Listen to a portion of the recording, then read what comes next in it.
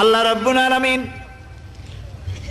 কোরআনে কারীমের ভিতরে নবীজির নাম একটি বারের জন্য নাম ধরে তাকে ডাকেন নাই, বরং তিনি বলেছেন তোমরা পরস্পর পরস্পরকে যেভাবে নাম ধরে ডাকাডাকি করো আমার নবীকে সেভাবে নাম ধরে ডাকবে না।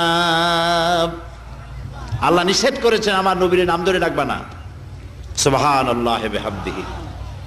এই পৃথিবীতে যত নবী আসছেন সমস্ত নবীরা হলেন এলাকা ভিত্তিক নবী, অঞ্চল ভিত্তিক নবী। এক এক এলাকার, নূহ আলাইহিস সালাম এক এলাকার, মুসা আলাইহিস সালাম আলাক এলাকার, দাউদ আলাইহিস সালাম আরাক এলাকার, এরকম এলাকা ভাগ ভাগ করা। কিন্তু মুহাম্মদ সাল্লাল্লাহু আলাইহি ওয়াসাল্লামকে আল্লাহ রাব্বুল আলামিন কোন এলাকার জন্য নবী বানান নাই।